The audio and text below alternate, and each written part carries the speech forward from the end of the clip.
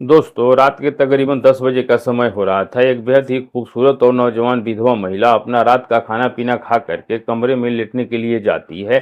लेकिन दोस्तों उसको नींद नहीं आती है, तो दोस्तों ये अपना मोबाइल फ़ोन निकाल करके चलाने लगती है। तब तक दोस्तों अचानक से उसके सामने एक ऐसा वीडियो चला आता है, जिसे देख करके उसका मन काफ़ी ज़्यादा व्याकुल हो जाता है और फिर दोस्तों उसके बाद उसे रहा नहीं जाता है। तब तक दोस्तों एक लड़का उसके कमरे के अंदर चला आता है और दोस्तों जो लड़का होता है वह उसके रिश्ते में देवर लगता था। फिर दोस्तों जब उसकी नज़र अपने देवर के ऊपर पड़ जाती है तो दोस्तों वह उसको देख करके बहुत ही ज़्यादा खुश हो जाती है और फिर उसको अपने साथ कुछ ऐसे काम करने के लिए कहने लगती है कि जिसके बारे में आप लोग कभी कल्पना भी नहीं कर सकते हैं। तो दोस्तों आज की कहानी बहुत ही रोचक और दमदार होने वाली है। तो आइए जानते हैं पूरी कहानी। लेकिन दोस्तों कहानी में आगे बढ़ने से पहले आप लोगों से मैं बस एक छोटा सा रिक्वेस्ट करना चाहता हूँ। यदि आप लोगों ने अभी तक इस वीडियो को लाइक नहीं किया है तो वीडियो को लाइक कर दीजिएगा और दोस्तों यदि चैनल पे पहली बार आए हैं तो चैनल को सब्सक्राइब करने के साथ साथ एक प्यारा सा कमेंट भी कर दीजिए ताकि मेरा हौसला बढ़ता रहे और मेरे आने वाले नए नए वीडियो सबसे पहले आपको मिलता रहे। तो बेल आइकन जरूर दबा दीजिएगा। चलिए घटना की शुरुआत करते हैं। दोस्तों आज की जो हमारी ये सच्ची घटना है, दोस्तों ये कहानी भी गोवा के एक गांव के सच्ची सी घटना है। दोस्तों उस गांव में एक प्रियंका नाम की बेहद ही खूबसूरत और नौजवान विधवा महिला अपने घर पे अकेले रहा करती थी। उसका पति इस दुनिया में नहीं था। उसका पति का निधन इस बहुत समय पहले ही हो चुका था और पति के चले जाने के बाद वह अपना खर्चा चलाने के लिए एक सड़क के किनारे चाय बेचने का काम किया करती थी। और दोस्तों वह बहुत ही ज़्यादा मेहनती और होनहार महिला थी और वे दोस्तों अपना काम एकदम ही लगन से मन लगा के किया करती थी। और दोस्तों उसका अपना कोई बाल बच्चा भी नहीं था। शादी के दोस्तों महज 3 साल के बाद ही उसका पति उसे छोड़ करके इस दुनिया से चला गया था, जिसके बाद दोस्तों वह दर दर की ठोकरें खाने पे मजबूर हो गई थी और अंत में दोस्तों वह चाय बेचने का काम करती थी। और दोस्तों उसके घर के ठीक बगल में ही एक और घर था जिसमें बंटी नाम का लड़का अपने माता पिता के साथ रहा करता था। बंटी शादी के योग्य हो चुका था और अपनी कॉलेज की पढ़ाई को भी पूरा कर लिया था और रोजगार के तलाश में इधर उधर भटक रहा था।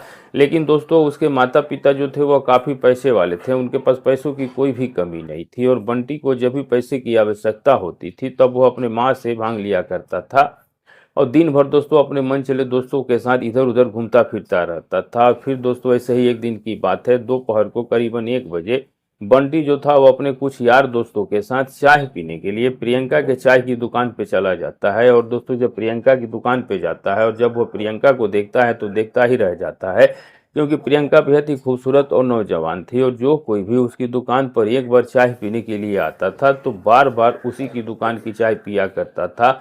और उस गांव के बहुत सारे लोग सुबह शाम प्रियंका की दुकान पर ही चाय पीने के लिए आते थे और उन्हीं में से दोस्तों कितने ऐसे ग्राहक भी होते थे जो कि प्रियंका को सिर्फ और सिर्फ देखने के लिए आते थे। वो लोग चाय कम पीते थे और प्रियंका से बातें ज़्यादा करने की कोशिश किया करते थे और प्रियंका ऐसे लोगों के नियतों के बारे में भली भांति समझ जाती थी। और दोस्तों जब बंटी अपने कुछ यार दोस्तों के साथ प्रियंका की चाय दुकान पर चाय पीने के लिए जाता है तो प्रियंका बंटी को देख के कहती है कि अरे बंटी, आज तू रास्ता कैसे भटक गया कि चाय पीने के लिए तू मेरी दुकान पे चला आया है।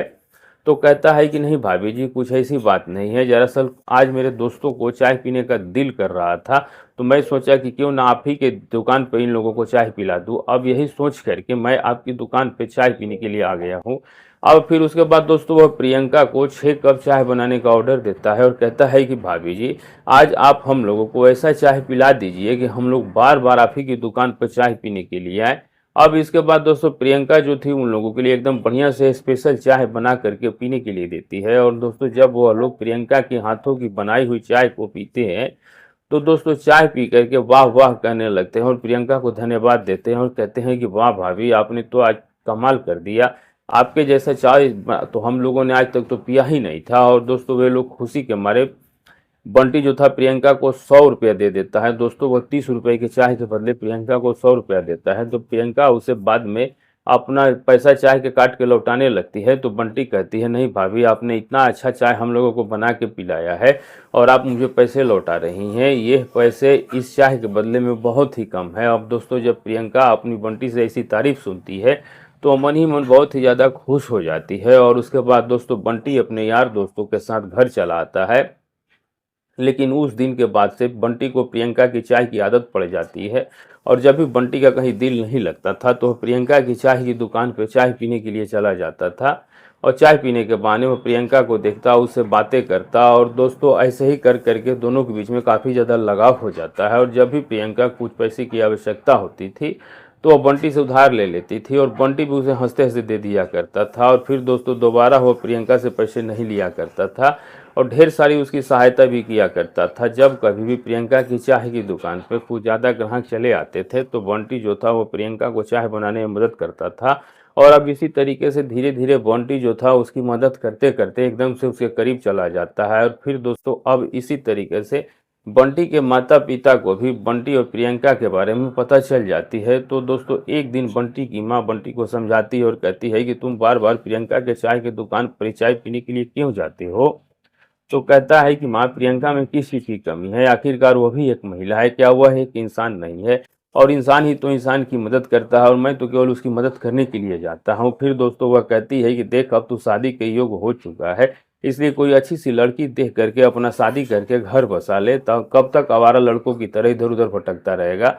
लेकिन दोस्तों बंटी जो था वो अपनी माँ की एक बात भी नहीं सुनता है और फिर दोस्तों अब इसी तरीके से बंटी जो था वो प्रतिदिन प्रियंका की चाय की दुकान पर जाता था और चाय पीने के बहाने उसकी मदद करता था और घंटों बातें किया करता था। और प्रियंका जो थी वो भी बहुत ही शातिर किस्म की महिला थी, वो अभी अंदर से काफ़ी रंगीन मिजाज थी और जब भी बंटी उसकी चाय की दुकान पे जाता था तो वो बंटी को देख के काफ़ी ज़्यादा खुश हो जाया करती थी और मन ही मन वो बंटी को अब चाहने भी लगी थी। लेकिन खुल कर वो बंटी को अपने बारे में कुछ भी बताती नहीं थी क्योंकि वो समाज से बहुत ज़्यादा डरती थी। अपने मन में विचार करती थी कि यदि मैं किसी कुंवारे लड़के से बात विचार करूंगी और यदि किसी को हमारे इस रिश्ते के बारे में पता चल जाएगा तो गांव में काफ़ी ज़्यादा बवाल हो जाएगा। यही सोच के दोस्तों वह कभी बंटी को अपने दिल की बात नहीं बताती थी और बंटी भी दोस्तों अपने दिल की बात प्रियंका को नहीं बताता था। प्रियंका हमेशा अपने साथ एक स्क्रीन टच मोबाइल भी रखती थी जिस पे वह फिल्म और गाने सुना किया करती थी।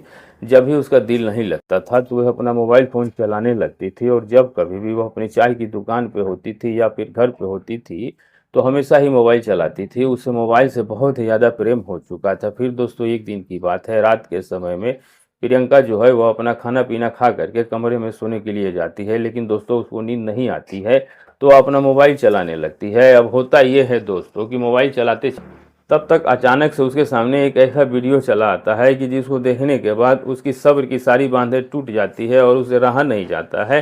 तब वह बंटी को याद करने लगती है और अपने मन में सोचती है कि काश बंटी इस समय मेरे पास होता तो मैं बंटी से मिलकर अपनी सारी आवश्यकताओं को पूरा कर लेती। अब इसी तरीके से दोस्तों वह पूरी रात सोचते रह जाती है, तब तक सुबह हो जाती है और जब सुबह होता है तब वह अपनी चाय की दुकान पर चाय बनाने के लिए चली जाती है। तब तक इधर से सुबह सुबह बंटी भी चाय पीने के लिए प्रियंका की दुकान पे चला जाता है और जब प्रियंका की दुकान पे जाता है तो प्रियंका बंटी से कहती है, बंटी मुझे तुमसे एक बात करनी है, मैं बहुत दिनों से तुम्हें एक बात बताना चाहती हूँ। तो वो कहता है, कहो ना भाभी, तुम क्या कहना चाहती हो।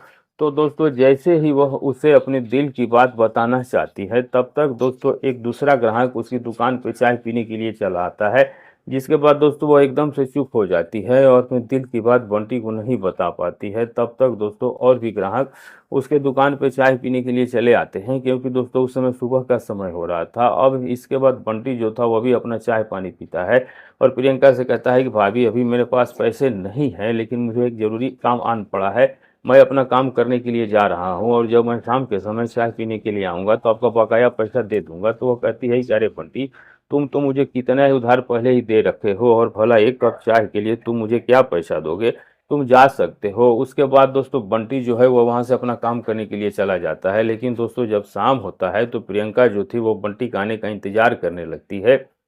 लेकिन दोस्तों बंटी शाम के समय उसकी दुकान पर चाय पीने के लिए नहीं आता है क्योंकि बंटी के कमरे का पंखा खराब हो चुका था, जिसे बनवाने के लिए वो मिस्त्री के पास चला गया था, जिसके कारण वो प्रियंका की चाय की दुकान पे चाय पीने नहीं आता है। अब इसके बाद प्रियंका जो है वो काफ़ी मायूस हो जाती है और जब शाम को 8 बज जाता है तब वो अपनी चाय का दुकान बंद करके सीधे घर पे जाती है, खाना पीना पकाती है और जब रात के करीबन 10 बज जाता है तब वो अपना खाना पीना खा के कमरे में सोने के लिए चली जाती है। लेकिन दोस्तों उसको नींद नहीं आती है, तब वो अपना मोबाइल फ़ोन निकाल के चलाने लगती है। तब तक फिर से उसके सामने वही वीडियो चला आता है और जिसका नतीजा ये होता है कि उसका मन जो है वो फिर से काफ़ी ज़्यादा व्याकुल हो जाता है और उसे रहा नहीं जाता है। तब तक बंटी भी अपना रात का खाना पीना खा के जैसे कमरे में सोने के लिए जाता है तो दोस्तों उसे काफ़ी ज़्यादा गर्मी लगने लगती है, क्योंकि उस समय गर्मी का मौसम था। उसके कमरे का पंखा भी पहले से ख़राब हो चुका था।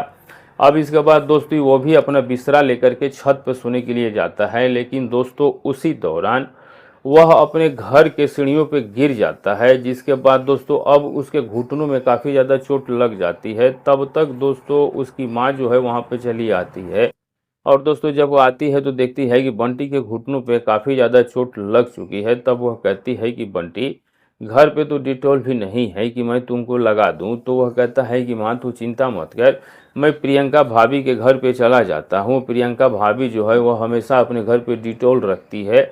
अब इसके बाद दोस्तों वह अपने घर से निकल कर जैसे ही प्रियंका भाभी के घर पे डिटॉल मांगने के लिए जाता है, तब तक दोस्तों प्रियंका की नज़र बंटी पे पड़ जाती है। अब दोस्तों उस समय प्रियंका जो थी वह पहले से ही अपने मोबाइल में फ़िल्म और गाने सुन करके काफ़ी ज़्यादा व्याकुल हो चुकी थी, और दोस्तों जब वह बंटी को अपने कमरे में अकेला पाती है तो उसे मौका ही मिल जाता है। तब वह बंटी से कहती है कि अरे बंटी, इतनी रात को आखिर तुम मेरे घर पर क्या करने के लिए आए हो। अब इसके बाद दोस्तों जो बंटी जो था वो अपनी सारी परेशानी प्रियंका को बताता है। तो प्रियंका कहती है कि अरे ये तो जरा सी बात है, आओ मेरे पास बैठ जाओ, मैं अभी तुमको डिटॉल लगा देती हूँ। अब इसके बाद दोस्तों बंटी जो था उसके कहे जाने पर उसके बिस्तर पे बैठ जाता है, और प्रियंका जो थी वह अपने किचन घर में डिटॉल लाने के लिए चली जाती है। और दोस्तों जब वह डिटॉल ले करके बंटी के पास आती है तो दोस्तों बंटी के घुटनों पर डिटॉल लगाने लगती है, और बंटी जो था वो प्रियंका की ओर देखने लगता है। तो प्रियंका जो थी वो बंटी से कहती है कि बंटी, आखिर तुम मुझे इस तरह क्यों घूर रहे हो।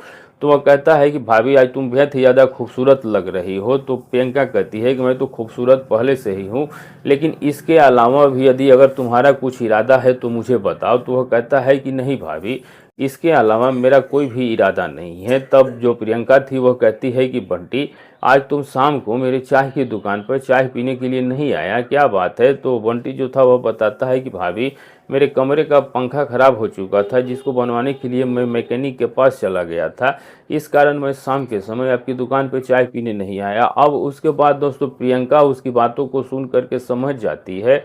तो बंटी कहता है कि भाभी, आप तो मुझे एक बात बताने वाली थी लेकिन आपने बताया नहीं, आखिर वह कौन सा बात है। अब इसके बाद दोस्तों प्रियंका जो थी वो अपने दिल की सारी बात बंटी को बता देती है, और कहती है कि बंटी, तुम मुझे बहुत ही अच्छे लगते हो, और अब मैं तुम्हारे बगैर रह नहीं सकती हूँ, इसलिए अब मैं तुम्हारे साथ एक बार अपनी मनोकामना को पूरा करना चाहती हूँ। तुम तो जानते ही हो कि मेरे पति को मरे हुए कितने समय का बीत चुका है, जिसके बाद से एक बार भी मैं किसी का दर्शन नहीं की हूँ, लेकिन तुम ऐसे पहले इंसान हो जो कि मुझे पसंद आ चुके हो, इसलिए कृपया करके एक बार तुम मुझे अपना दर्शन करा दो। अब इसके बाद दोस्तों बंटी जो था वह प्रियंका की बातों को सुन के काफ़ी ज़्यादा घबरा जाता है। तो कहता है कि घबराओ मत, मैं हूं ना। तो वह कहता है कि नहीं भाभी, ये घर की बात है, और यदि हमारे घर वालों को या फिर गांव को किसी भी लोग को हमारे इस रिश्ते के बारे में पता चल जाएगा तो काफ़ी ज़्यादा बवाल हो जाएगा। तो वो कहती है कि देखो बंटी, मैं भी एक विधवा महिला हूँ और मेरी भी कुछ अपनी आवश्यकताएं हैं, मान सम्मान है, इसलिए मैं आखिर किसी को इस रिश्ते के बारे में क्यों बताऊंगी, पता नहीं चलने दूंगी, लेकिन तुम एक बार मेरी बात को मान जाओ। अब दोस्तों उसके बाद बंटी जो था वह उसकी बात को मान जाता है, और दोनों एक दूसरे की ओर देखने लगते हैं, और देखते ही देखते दोस्तों दोनों ही एक हो जाते हैं। फिर दोस्तों बंटी जो था वह प्रियंका को अपना दर्शन कराता है, और दोस्तों जब वह बंटी का दर्शन पाती है तो कहती है कि अरे बंटी, मुझे तो तुम्हें देखकर कभी भी ऐसा नहीं लगता था कि तुम दूसरों से बिल्कुल अलग हो गए, लेकिन तुम तो बिल्कुल ही छुपे रुस्तम निकले। अब इसके बाद दोस्तों वह अपने मन मुताबिक बंटी के साथ मौखिक क्रियाएं भी करती है। इसके बाद दोस्तों बंटी जो था उसके भी सब्र का सारा बांध टूट जाता है, और वह भी दोस्तों प्रियंका की सारी इच्छा और मनोकामनाओं को पूरा कर देता है। इसके बाद दोस्तों पूरी ही रात दोनों ही अपनी अपनी आवश्यकताओं को पूरा करते हैं, और सुबह होने तक प्रियंका की जो ख्वाहिशें थी वह पूरी हो चुकी थी। और दोस्तों फिर अब वह बंटी को कहती है कि देखो बंटी, अब सुबह होने वाली है, तुम अब अपने घर चले जाओ, लेकिन इस बारे में किसी को कुछ भी मत बताना। अब इसके बाद दोस्तों बंटी जो था वह उसके घर से निकल करके अपने घर में चला जाता है, और अपने घर जाने के बाद वो अपनी गहरी नींद में सो जाता है। लेकिन दोस्तों उस दिन के बाद से बंटी को प्रियंका की आदत लग जाती है और जब भी रात होता था और दोस्तों जब भी बंटी का मन कर दिया करता था तो दोस्तों वह अपने घर से निकल करके चुपके से प्रियंका के घर पे चला जाया करता था और घर पे जाने के बाद दोनों ही दोस्तों अपनी अपनी आवश्यकताओं को पूरा कर लिया करते थे। और अब इसी तरीके से दोस्तों उन दोनों को अपनी आवश्यकताओं को पूरा करते करते लगभग 3 से 4 महीने का समय बीत जाता है। तो दोस्तों एक दिन प्रियंका जो थी जब अपने चाय की दुकान पे चाय बनाने के लिए जाती है तो दोस्तों 2 4 ग्राहक जो थे उसकी चाय की दुकान पर चाय पीने के लिए आते हैं। और दोस्तों जब उनकी नज़र प्रियंका पे पड़ती है तो दोस्तों वह सोच देखते हैं कि जब दोस्तों जब जब वह गौर से देखते हैं तो वह लोग दोस्तों प्रियंका को देख के फपकियाँ कसने लगते हैं और कहते हैं क्या बात है प्रियंका, आज तुम बहुत ज़्यादा निखरती जा रही हो, पहले तो बिल्कुल भी ऐसी नहीं थी। अब इसके बाद दोस्तों प्रियंका भी समझ जाती है कि आखिर ये लोग क्या कहना चाहते हैं। तब वो कहती है कुछ नहीं, ऐसे ही मैं थोड़ा अब ज़्यादा खाने पीने लगी हूँ इसीलिए ज़्यादा थोड़ी मोटी होती जा रही हूँ। तब वे लोग कहते हैं कि नहीं प्रियंका, ये खाने पीने की बात नहीं है, हम लोगों को तो कुछ और ही बात लग रही है। तब दोस्तों प्रियंका जो थी वो बहाना बनाती है और उन लोगों को बातों को नज़रअंदाज कर देती है। जिसके बाद दोस्तों वे लोग चाय पी करके अपने अपने घर चले जाते हैं। लेकिन दोस्तों इसी तरीके से जब कुछ और महीने बीत जाते हैं तो प्रियंका के बारे में गांव के सभी लोग आपस में ही बातें करने लगते हैं कि क्या बात है कि आजकल प्रियंका जो है वो दिन पर दिन निखरती जा रही है। अब इसके बाद दोस्तों गांव के कुछ लोग जो थे वह बंटी को भी प्रियंका के साथ लगा करके टिप्पणियां कसने लगते हैं और कहते हैं कि बंटी तो हर दिन प्रियंका के साथ ही चाय की दुकान पे रहता है, उसकी मदद भी किया करता है और उसे कुछ रुपए पैसे भी उधार दे दिया करता है। जिसके बाद दोस्तों धीरे धीरे ये बात बंटी के माता पिता को भी पता चल जाती है। तो दोस्तों बंटी के माता पिता भी बंटी से पूछते हैं और कहते हैं कि क्या बेटा ये बात सही है कि तू प्रियंका के साथ रहा करते हो। तो वह कहता है कि नहीं, ऐसी कोई भी बात नहीं है, मैं तो सिर्फ और सिर्फ उसकी मदद करने के लिए उसकी चाय की दुकान पे जाया करता हूँ। लेकिन दोस्तों जब गांव के लोग ऐसे इस तरीके से हमारे रिश्ते के बारे में ऐसी बातें कर रहे हैं तो भला आखिर मैं क्या कर सकता हूँ। अब दोस्तों उसके बाद बंटी के माता पिता बंटी की बात को मान करके उसके तीसरे ही दिन चौथे ही दिन बंटी की माँ गांव के कुछ लोगों के साथ गांव प्रियंका और बंटी को मंदिर में ले जाती है और भगवान को साक्षी मान करके प्रियंका और बंटी की शादी करवा देती है। जिसके बाद से दोस्तों प्रियंका और बंटी जो थे वह पति और पत्नी बन जाते हैं और दोनों एक साथ ही घर पे रहने लगते हैं। तो दोस्तों इस कहानी के बारे में आपका क्या कहना है? क्या बंटी ने प्रियंका के साथ शादी करके अच्छा किया या गलत किया? आप लोग अपनी राय कमेंट में ज़रूर बताइएगा। और वीडियो अच्छी लगी हो तो चैनल को सब्सक्राइब, वीडियो को लाइक ज़रूर कीजिएगा। और दोस्तों आप ये वीडियो जहाँ से भी देख रहे हैं अपना और अपने सिटी का नाम ज़रूर लिखिएगा। मिलेंगे सही किसी सच्ची घटना के साथ, तब तक के लिए दोस्तों नमस्कार।